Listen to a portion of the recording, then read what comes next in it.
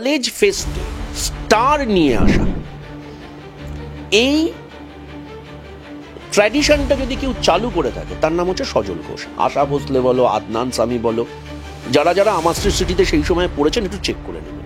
যারা রাজনীতি করি এগুলো রাস্তায় নিয়ে গেছি ভোটে কনভার্ট করতে হবে।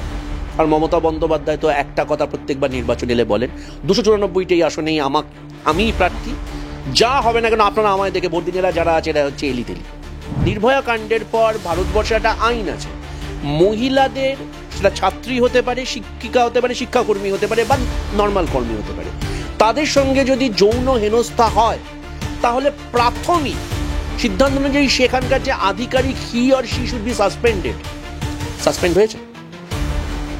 আমরা মনোজিৎকে নিয়ে আলোচনা করছি না, এখন কি তোমাদের ভেতর লাম্পট্যটাও চলে এসেছে? মানে লম্পট না হলে বাংলায় বা ভারতবর্ষে নেতা হওয়া যাবে না। ভদ্রবাড়ির ছেলেরা তো আজ বাদে কাল রাজনীতি করতে নামবে না, এরা যা প্রেসিডেন্স রেখে যাচ্ছে। বাড়ি গাড়ি ছেড়ে দাও, সারা জীবনে শেষ জীবনে হয়তো মানে খেতে পারবে না, সেও রাস্তায় বেরোলে আমরা যদি হাতে সিগারেট নিয়ে থাকতাম আমরা ফেলে দিতাম। অঞ্চলের আমার স্থানীয় স্তরে যে সমস্যাগুলো, আমার সাধারণ ছেলেমেয়েরা, আমার শিক্ষা, সংস্কৃতি, স্বাস্থ্যর মতো বুনিয়াদী প্রশ্ন নিয়ে কেউ কোথাও আলোচনা করবে, এবং এটা করেই ওরা করতে করতে ভোট হবে, ভোট যেতে হবে, এটাই চলবে। ক্যান্সার থেকে মুক্তি পেতে গিয়ে কোভিডের ভাইরাস নিয়ে আসবে। মমতা বন্দ্যোপাধ্যায়ের বিকল্প আর যাই হোক শুভেন্দু অধিকারী হতে পারে, মাথায় রাখবে। মধ্যে আমরা জানি যে বেশ কিছুদিন অর্থাৎ গত মাসের 25শে জুনে কসবা কলেজে, সাউথ ক্যালকাটা কসবা ল কলেজে একটি ঘটনা ঘটে, এবং সেই ঘটনায় আমরা দেখতে পেয়েছিলাম যে রাজ্য জুড়ে একটি আলোড়ন সৃষ্টি হয়েছিল। কারণ এর আগেই আমরা দেখেছিলাম আরজি করের ঘটনা, অর্থাৎ দুটি, একটি শিক্ষা প্রতিষ্ঠান এবং একটি কর্মস্থান, এবং সেখানে এই ঘটনা পরবর্তী সময়ে যে প্রশ্ন বারবার উঠে এসেছিল তা হলো প্রাক্তনীরা কেন কলেজে থাকছে, বা একজন প্রাক্তনী কিভাবে অস্থায়ী কর্মী হিসেবে কাজ পাচ্ছে, এবং যার সঙ্গে তৃণমূল কংগ্রেসের নাম বারংবার যুক্ত হচ্ছিল। এবং এই কসবা কলেজের ঘটনার পরে একাধিক কলেজের এভাবে নাম উঠে আসছে, একাধিক ভিডিও প্রকাশ্যে আসছে। কোথাও দেখা যাচ্ছে যে ইউনিয়ন রুমে বসে ছাত্রীদের দিয়ে মাথা টিপিয়ে দিচ্ছেন একজন যিনি মূলত টিএমসিপি করছেন, তার পাশাপাশি আবার এটাও ইতিমধ্যে যেটা দেখা যাচ্ছে যে বেলঘড়িয়ার গাঙ্গুলি কলেজে, সেখানে দেখা যাচ্ছে যে নাচের ভিডিও, এবং সে সকল ভিডিও নিয়ে যেখানে তৃণমূলের যে বক্তব্য, ভিডিওটি সামনে আসার পরে যে ফেস্টে এই ধরনের একটু একটু হয়ে থাকে নাচ গান। অন্যদিকে কলেজের অধ্যক্ষ তিনি প্রশ্ন তুলছে আদৌ ভিডিওটি সত্য কিনা। তাহলে এই যে কলেজের যে সংস্কৃতি, সেই সংস্কৃতিটা কি কোথাও নষ্ট হয়ে যাচ্ছে না এই ধরনের বিষয়গুলি যখন বারংবার সামনে আসছে, বা কোথাও হয়তো কসবা ঘটনা না হলে এই বিষয়গুলি সামনে আদেও আসতো কিনা, সেটা একটা প্রশ্নের বিষয়। আচ্ছা, তোমার এই প্রশ্নে অনেকগুলো লেয়ার আছে, আমি একটা একটা করে উত্তর দিই। প্রথম প্রশ্ন হচ্ছে যে কলেজ ফেস্ট এবং কলেজ ফেস্টে হওয়া অপ্রীতিকর ঘটনা, কসবা কাণ্ড সামনে না এলে এটা আসতো কিনা। তোমার কেকের মৃত্যু মনে আছে? সেটা কোথায় হয়েছিল, কেন হয়েছিল? সেখানে বলা হয়েছিল যে কেকের দুর্ভাগ্যজনক ঘটনাটা যখন করছে সেটা একটা কলেজ ফেস্ট ছিল। সেই যে প্রোগ্রাম স্থল ছিল সেখানে আলাদা করে টাকা নিয়ে বেশি সংখ্যক, মানে যতটা ক্যাপাসিটি হলের তার থেকে বেশি সংখ্যক লোক ঢোকানো হয়েছিল, এবং সামনে যে উত্তেজনাপূর্ণ আবহাওয়া ছিল সেই উত্তেজনাপূর্ণ আবহাওয়ার ফল আউট হিসেবে সেই দুর্ভাগ্যজনক ঘটনা ঘটে। অবশ্যই তার অন্যান্য শারীরিক সমস্যা ছিল ইত্যাদি ইত্যাদি। 1, 2, আজকে আমরা যখন এটা নিয়ে আলোচনা করছি যে কলেজ ফেস্টে অপ্রীতিকর ঘটনা, সজল ঘোষ আজকে বিজেপি করছেন, যারা যারা সজল ঘোষের সঙ্গে আমার স্ট্রিট সিটিতে ছাত্র রাজনীতি করেছেন, উনি একটা সময় ছাত্র পরিষদের সভাপতি ছিলেন, মানে ছাত্র পরিষদের উত্তর কলকাতার বোধহয় সভাপতি ছিলেন, এবং ছাত্র পরিষদের পর তৃণমূল ছাত্র পরিষদে গিয়েছিলেন। কলেজ ফেস্টে স্টার নিয়ে আসা, এই ট্র্যাডিশনটা যদি কেউ চালু করে থাকে তার নাম হচ্ছে সজল ঘোষ। আশা ভোসলে বলো, আদনান সামি বলো, যারা যারা আমার সিটিতে সেই সময় পড়েছেন একটু চেক করে নেবেন। আমি তোমাদেরকে একটা প্রশ্ন করছি, একটা কলেজ ফেস্টের টার্গেট অডিয়েন্স কারা থাকে? কলেজের বার্ষিক অনুষ্ঠান কত বাজেট থাকে গো? আশা ভোসলে কেন? আশা ভোসলে কিন্তু সজল ঘোষ যখন ছাত্র নেতা ছিলেন তখনও আশা ভোসলে স্টার, আদনান সামি তখনও স্টার। নেতাজি ইন্ডোর ভাড়া করে প্রোগ্রাম হতো। আশা ভোসলের প্রোগ্রাম আমি খুব বললাম সায়েন্স সিটির পেছনের মাঠে হয়েছিল। যারা যারা সেই সময় ছাত্র রাজনীতি করেছেন বা অনুষ্ঠানে উপস্থিত ছিলেন, আমি যদি একটা তথ্য ভুল দিয়ে থাকি আমি এখান থেকে এক্ষুনি এটাকে নামিয়ে বেরিয়ে যাব। কে দিত গো পয়সা? যারা যারা আমরা একটু আধটু দুর্গাপুজো বা অন্যান্য প্রোগ্রাম করি না, আমরা জানি মুখ দেখে কেউ কাউকে স্পন্সর দেয় না। তোমরা একটা চ্যানেল চালাও, তোমাদের চ্যানেলে বিজ্ঞাপন আনবার জন্যে তোমাদের যারা কর্ণধার আছে তাদেরকে প্রশ্ন করো। আমি যদি একজন শিল্পপতি হই, ব্যবসায়ী হই, আমার যদি অ্যাডিকুয়েট বিজ্ঞাপন না হয়, অ্যাডিকুয়েট প্রচার না হয়, আমি 5টি টাকা খরচা করব না। সেখানে কলেজ ফেস্টে এইসব স্টার শিল্পীদের নিয়ে এসে জলসা করবার জন্য যে টাকা খরচা হতো, সেই টাকাটা নিঃসন্দেহে প্রভাব বিস্তার করে আনা হতো। সেই প্রশ্রয়টা আমরা দিয়েছি। আজকে সেই সময় তৈরি হওয়া একটা ফুসকুড়ি আজকে ক্যান্সার হয়ে গেছে। শঙ্কুদেব পান্ডা তৃণমূল ছাত্র পরিষদের স্টলওয়ার্ড নেতা। আমরা তখন যুব কংগ্রেস করি, আমি একটা স্লোগান দিয়েছিলাম, শিক্ষা দেখে শঙ্কা হয়, শঙ্কু যখন পান্ডা হয়। ছাত্র রাজনীতিতে, ছাত্র ভর্তিতে টাকা দেওয়া, টাকা নেওয়া, এই ট্র্যাডিশনটাকে শুরু করেছিল জানো? কার সময় হয়েছিল জানো? যে কারণে সেই সময় ব্রাত্য বসু শিক্ষামন্ত্রী যখন হলেন, ব্রাত্য বসু বললেন যে সেন্ট্রালাইজড সিস্টেমের মাধ্যমে ছাত্র ভর্তি হবে। ব্রাত্য বসুর সেই বক্তব্যের, ব্রাত্য বসু ক্যাবিনেট মন্ত্রী, ব্রাত্য বসুর সেই বক্তব্যের খোলাখুলি বিরোধিতা কে করলো? শঙ্কুদেব পান্ডা। তার লোকাল স্ট্যান্ডই কী ছিল? এতই শঙ্কুদেব পান্ডার ক্ষমতা, ব্রাত্য বসুকে পদ ছেড়ে দিতে হলো। ব্রাত্য বসু আইটি মিনিস্টার না কি একটা হলেন, তার জায়গায় গেলেন পার্থ চ্যাটার্জি। তারপরের ইতিহাস তোমরা জানো। নাম্বার 3, সেই শঙ্কুদেব পান্ডাকে পরবর্তীকালে আমরা দেখেছি নারদা কাণ্ডে একদম ভিডিও ফুটেজে, যেখানে স্যামুয়েলসকে সামনে দাঁড়িয়ে বলছে, হ্যাঁ আমাকে টাকা দিন না, আমি অভিষেক ব্যানার্জির সঙ্গে আপনার মিটিং ফিক্স করিয়ে দেবো। মানে দালালি করছে। এ হচ্ছে আমার ছাত্র নেতা ছিল। অর্থাৎ তুমি যে প্রাথমিক প্রশ্নটা করলে যে কসবা ল কলেজের ঘটনা সামনে না এলে আমরা এগুলো কেউ জানতাম না, উত্তর না। এরকম ঘটনা একাধিকবার ঘটেছে, আমরা কনভেনিয়েন্টলি চোখ বন্ধ করে থেকেছি। আমরা যারা রাজনীতি করি এগুলো রাস্তায় নিয়ে গেছি ভোটে কনভার্ট করতে পারি। আর মমতা বন্দ্যোপাধ্যায় তো একটা কথা প্রত্যেকবার নির্বাচন এলে বলেন, 294টি আসনেই আমিই প্রার্থী, যা হবে না কেন আপনারা আমায় দেখে ভোট দিন, এরা যারা আছে এরা হচ্ছে এলিতেলি। Threat culture exception. এখন আমি আর তুমি যখন আলোচনা করছি শুধুমাত্র কলেজে দেখেন, আরে কাঞ্চন মল্লিক সারা বাংলায় যার পরিচিতি হচ্ছে গিয়ে 4th গ্রেড সিনেমার 5th গ্রেড কমেডিয়ান, সে নাকি ট্রপিক্যাল মেডিসিনের ডাক্তারকে গিয়ে হুমকি দিচ্ছে। ব্যতিক্রমী ঘটনা না? আচ্ছা, এবার আসা যাক হচ্ছে গিয়ে ফেস্টের এখানে মাথায় ওইসব তোমরা যে বলছো মাথায় মালিশ টালিশ ইত্যাদি এবং কসবা ল কলেজ।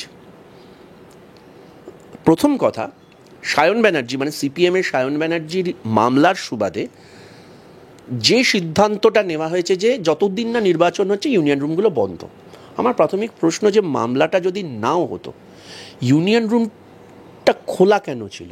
কারণ ইউনিয়ন তো এক্সিস্ট করে না, নির্বাচন হচ্ছে না, দীর্ঘদিন হয়ে গেছে। 2, সান্ধ্য কলেজ ছাড়া ইউনিয়নের একটা টাইম আছে, ইউনিয়ন রুম। আমি তৃণমূলকে নিয়ে বিন্দুমাত্র বদার নয়, ওরা জাহার নামে যাক। কসবা ল কলেজে যিনি উপাধ্যক্ষা, মুনমুন চ্যাটার্জি, আমি খুব ভুল নামে, সেই ভদ্রমহিলা উপাধ্যক্ষ কিন্তু শুধুমাত্র শুধুমাত্র শিক্ষিকা হন না, ঠিক যেরকম তোমাদের যিনি এডিটার তিনি কিন্তু শুধু সাংবাদিক নন, তিনি কিন্তু প্রশাসকও বটে। আজকে তুমি কোনো একটা জায়গায় ইন্টারভিউ নিতে গিয়ে যদি হেনস্থার শিকার হও, তার জন্যে কিন্তু তাকে সিদ্ধান্ত নিতে হবে। এখন কসবা ল কলেজের ঘটনা সামনে আসার পর জানা যাচ্ছে যে মনোজিৎ এই প্রথমবার যে অপরাধ করেছে তা নয়, এর আগে জামিন অযোগ্য ধারার অভিযুক্ত হয়েছে, মানে পুলিশ পেটানো, কর্তব্যরত পুলিশ পেটানো। নাম্বার 2, তৃণমূল হিসেবে তৃণমূলকে পিটিয়েছে। এবং এই ভদ্রমহিলা তার বিরুদ্ধে কোনো সিদ্ধান্ত নেননি, এখন বরখাস্ত করছেন, তাহলে একে বসিয়ে রাখা হতো না। এবং এর কেন চাকরি যাবে না? বাংলার যে জব করেছে, উনি তো রাজ্য সরকারের কর্মী, উনি তো শিক্ষা দপ্তরের এমপ্লয়ি।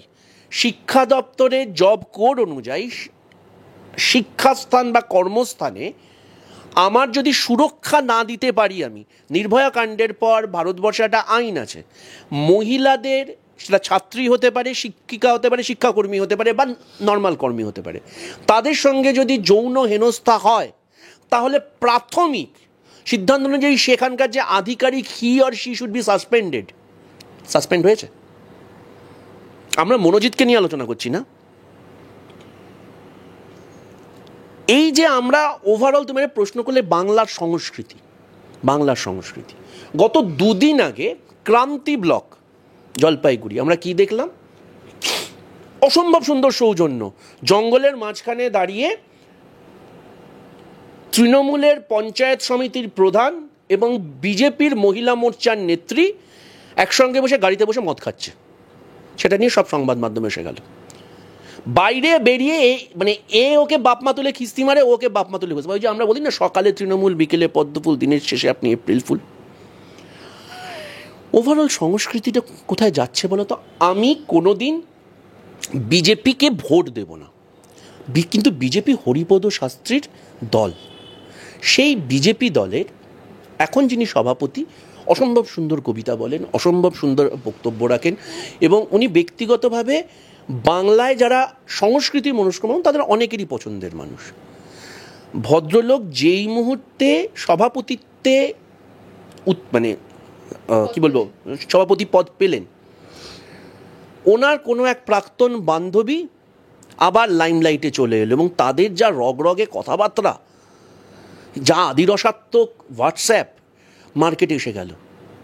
হরিপদ শাস্ত্রীর দল, হরিপদ শাস্ত্রীকে কোনোদিন আমি তার আদর্শের সঙ্গে আমি সাযুজ্য রাখি না, কিন্তু হরিপদ শাস্ত্রীর দলের যিনি এখন সভাপতি, তার এই হচ্ছে গিয়ে চারিত্রিক গুণাবলী।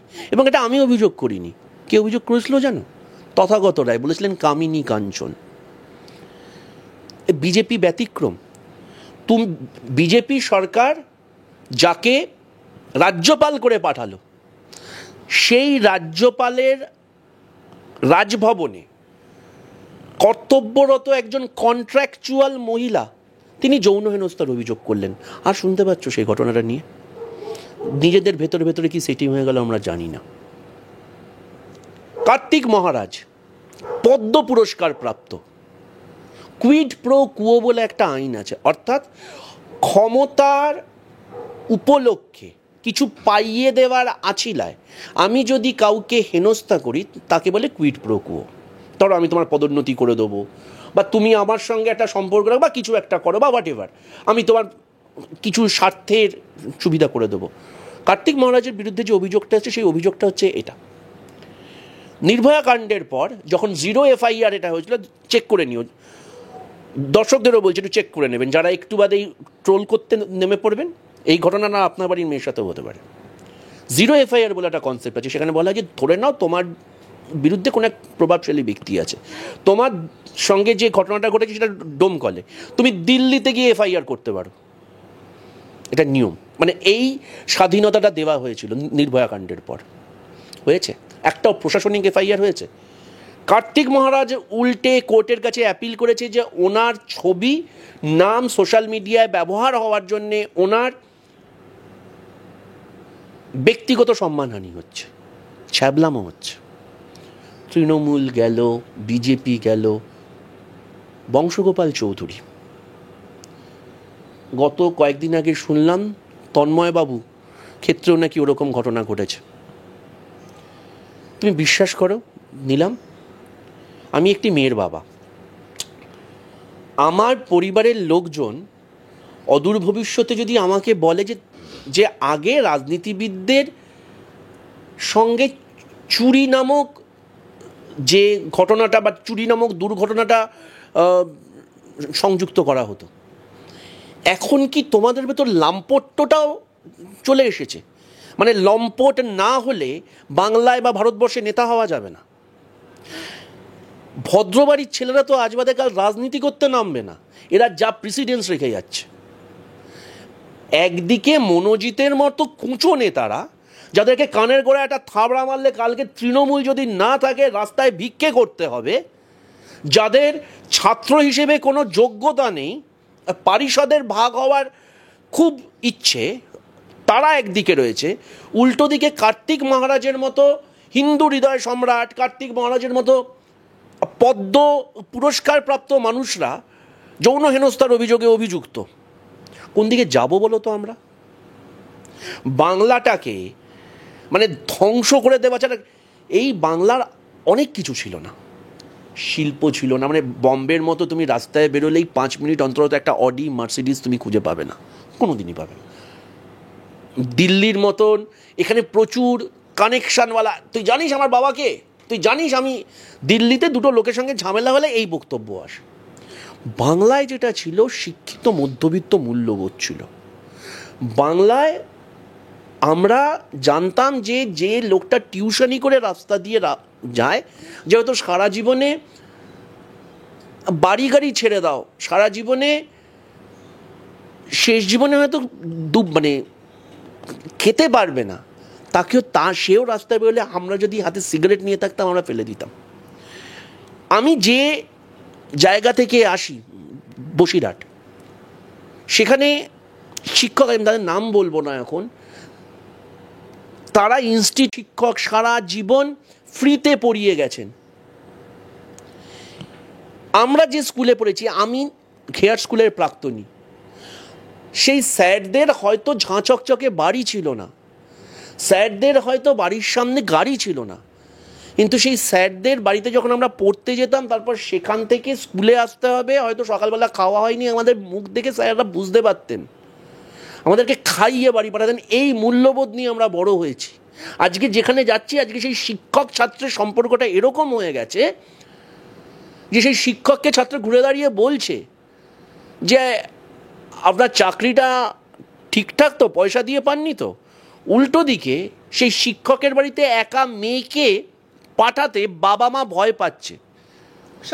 মানে কোথাও যে সার্বিকভাবে বাংলার সংস্কৃতির পাশাপাশি শিক্ষা প্রতিষ্ঠানের সংস্কৃতিগুলো সব কিছু গেছে। দেখো, আমি শুধু আলাদা করে বাংলা বলবো না, সারা ভারতবর্ষেই অবক্ষয় হয়েছে, কিন্তু বাঙালি হিসেবে তো আমরা আলাদা ছিলাম।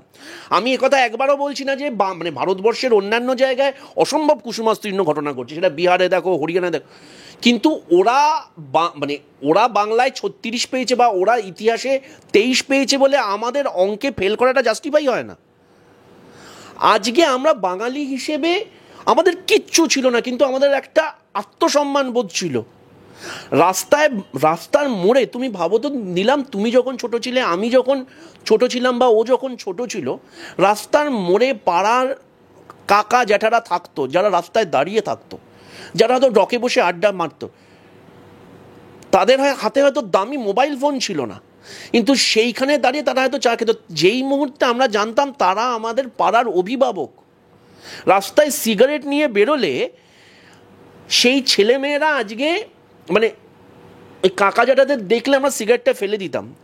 তোমরাও আধুনিক পোশাক পরে রাস্তায় বেরোবার আগে দুবার ভাবতে, তোমাদেরও মানে ইভিন আমরাও যখন প্রেম করেছি, পাড়ায় ঢোকবার আগে আমরা আলাদা হয়ে গেছি।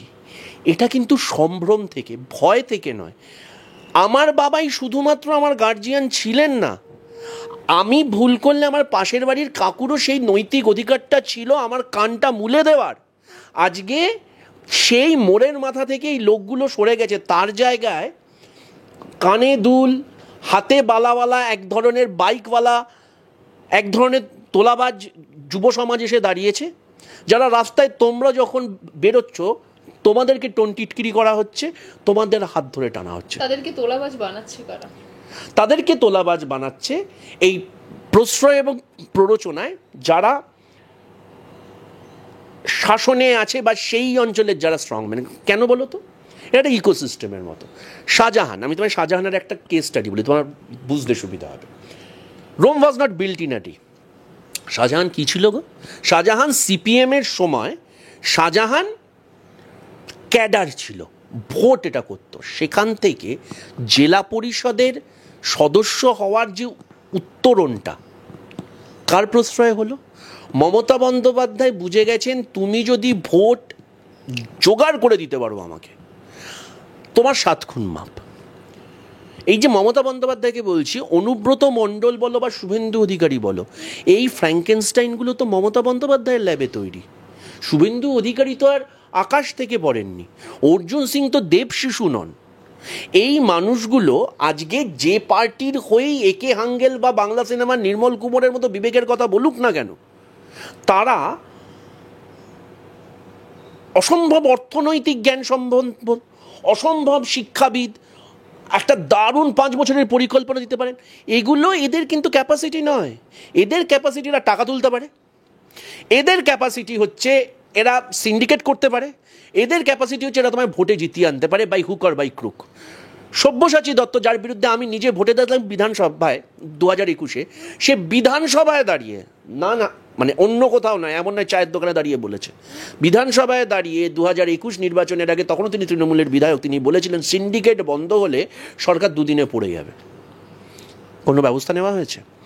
অর্জুন সিং, যে মাফিয়া ওই শক্তিগড়ে গুলিতে মারা গেলেন, আমার এই মুহূর্তে নামটা মনে নেই, মারা যাওয়ার অব্যবহিত পরে সেই সময় ওই যে মাঝখানে কয়েকদিনের জন্য তৃণমূলে গেছিলেন না, তখন উনি বলেছিলেন না না উনি আমার অত্যন্ত পরিচিত, ওকে কেন মারা হয়েছে আমরা জানি।